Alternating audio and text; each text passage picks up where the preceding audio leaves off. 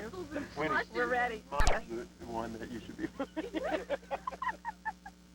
Come on, Mama, where are you?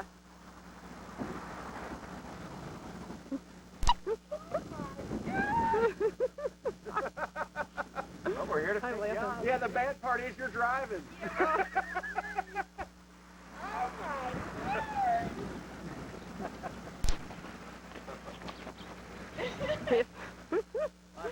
Hello. Hi, guys. Hi. Oh, Harrison, that way. No, sorry, Hamilton. Oh, Thank you. Hello. You're welcome. turn left. Get in, birthday girl. Oh, my Hamilton. Hamilton.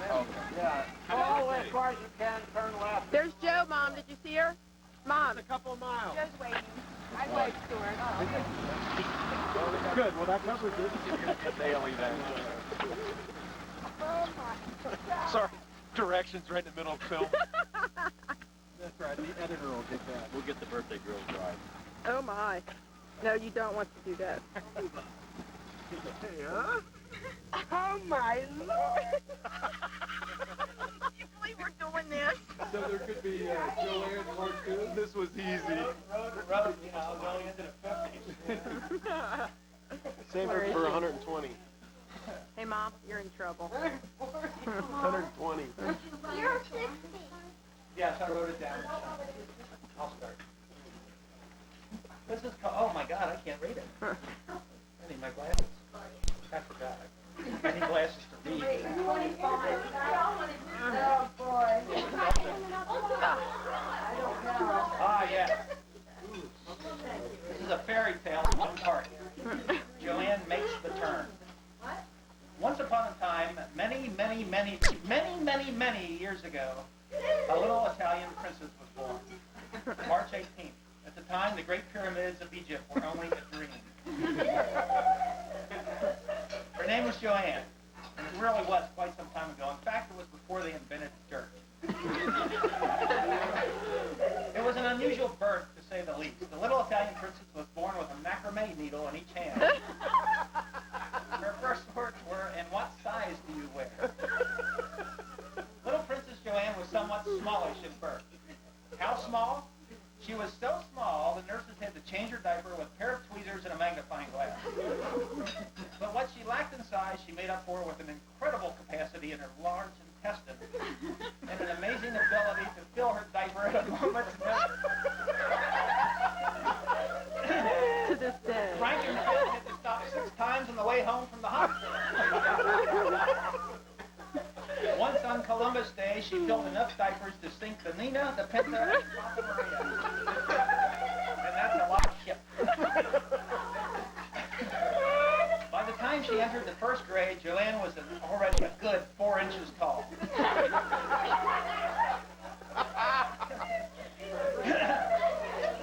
She thought she had heard enough short jokes in Life a Lifetime, but no one had any idea her lifetime would be so very long.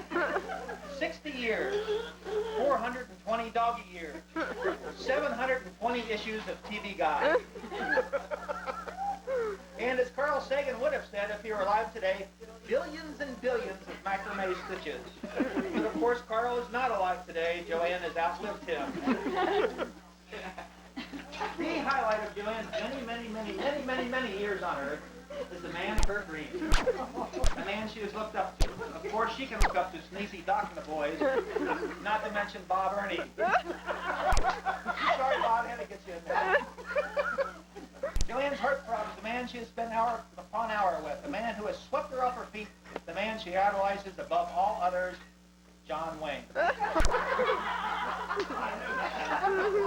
Of course, she likes Nora, unless she doesn't have a doll of Nora. Okay, she does, but that one has pins in it. Her affection for John Wayne was here today and gone tomorrow because, you see, Joanne has outlived him. And of course, Nora was here today and here tomorrow and the next day, and that's much of the problem. Joanne, now it gets weird. Joanne's latest love is Las Vegas, where the nickels fly like sand in the desert, where caution is thrown to the wind and where even Joanne can't tell you whether or not it's time for Wheel of Fortune. She says she loves Las Vegas because it's a cultural center featuring extravagant theatrical productions in which world-class performers express the artistic concept, hey, get a load of these hooters. I told you it get weird, folks. She also has astutely pointed out that there's much more to Nevada than just Las Vegas. There's that other part you have to drive through to get to Las Vegas. Even Las Vegas loses its appeal after a few days, and Joanne can't wait to get back home to Cincinnati to all those she loves, the family that makes it all worthwhile, her sons and daughters and grandchildren, causing her to exclaim when she returns, "Who in the hell's been fooling with my Nintendo?" Oh, how she loves that little game, hour upon hour, staring at the screen, working the joystick, plunging from left to left, right, and back and forth. And she gets even more excited when Norb actually hooks it up to the TV.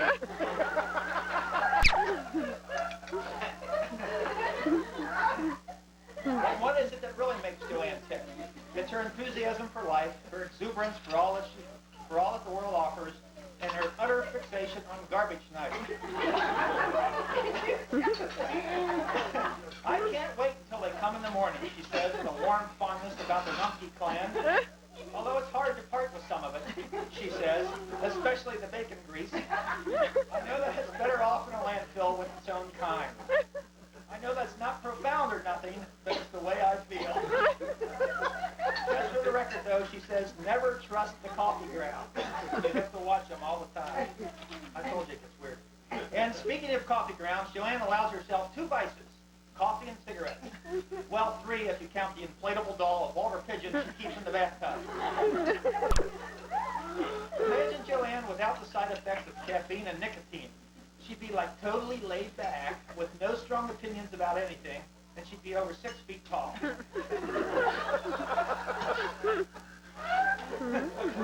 that she has reached this new chronological milestone, there is a growing concern that while she no longer has that monthly visitor, Mr. Grouch, Joanne is visited almost daily by a new visitor, Mr. Allsbrecht. To say that she has been acting just the least bit odd lately could be somewhat of an understatement. For instance, we have it on good authority that she recently got out the old Ouija board and tried to contact the spirit of dearly departed pirate. Of course, she has also outlived. And lately she has vowed a renewed determination to return to college and get her degree in the study of ebonics. No be jiving, man. But enough of the serious stuff. Let's help Joanne recall the many, many sayings she has amused us with over the years. Sayings like, a penny saved is a rainy day. You can't make a silk purse in a pig's eye. Too many cooks spoil the heat in the kitchen. Blind as a baseball bat. Wasting time is better than doing nothing with it. Boy, I bet that looks like it would be a lot of fun. Go figure, I don't know. A picture is worth 1,000 snapshots. When I look at your face, my clock stops. Walk softly and carry a sharp stick in your eye. I'm not afraid to die, I just don't want to be there when it happens.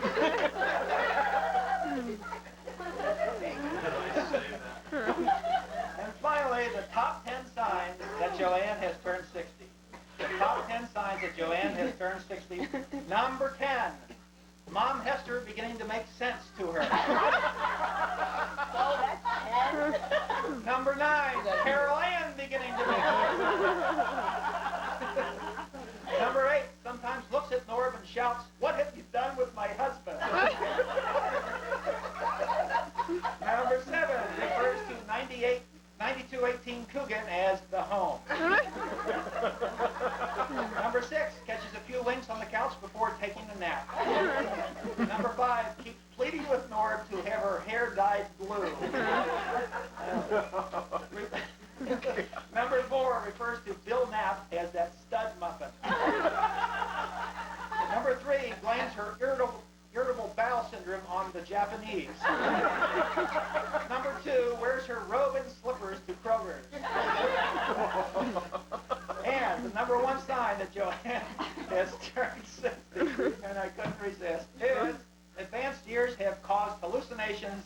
Joanne convinced that either she's getting smaller or Norton's nose is getting larger. You almost made it.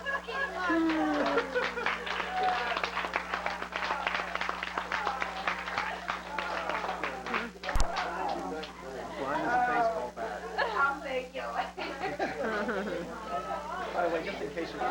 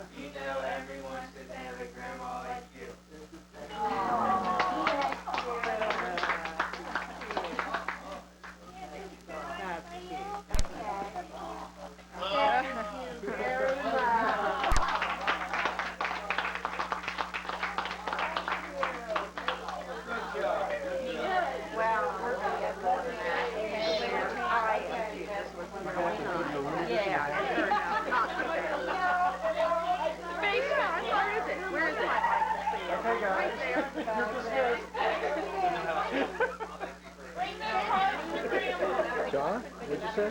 Oh, jeez, a nice close-up shot. Yeah, this thing will zoom right in on you. Man, you got some hair in your ear. Get my earwax in. Good job, guys. Good job.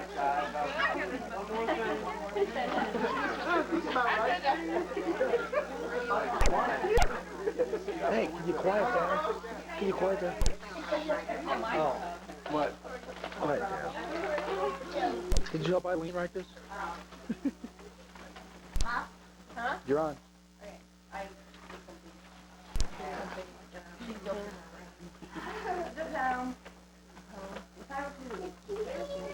We spent all the time watching us when we were little to make sure that we were always playing as a little. To make sure we ate breakfast before we went off to school. To make sure we get that box of Captain French we all thought that was so cool. Who gave us, even though we thought we were too big, that goodbye kiss on the face. We now know it was for just in case. And who to this day is there to help us with in our times of need, constantly adding to our long list of good needs? Mom. And Dad, it's because you worked so hard year after year that we had the comfort of knowing our mom was always near. Mom and Dad, what a team you've both been through all these years, and because of both of you, we can all be proud of who we are today. It's because of both of you we will always be proud to say that's our mom and Dad. On behalf of Winnie, Jeff, and John, and myself, through all the good and what we thought was bad, but really wasn't, I want to say we appreciate and will forever be grateful for all the work, effort, and time and effort you so beautifully made us think of all of us. And we thank God for allowing you to be here to this day so we can enjoy you as adults and for allowing you to enjoy and be part of our children, your grandchildren's lives.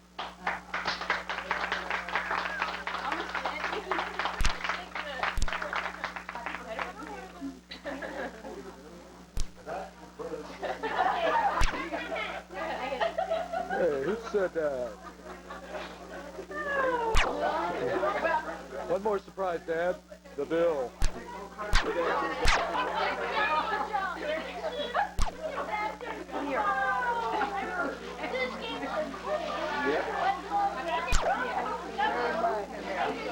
I sure did.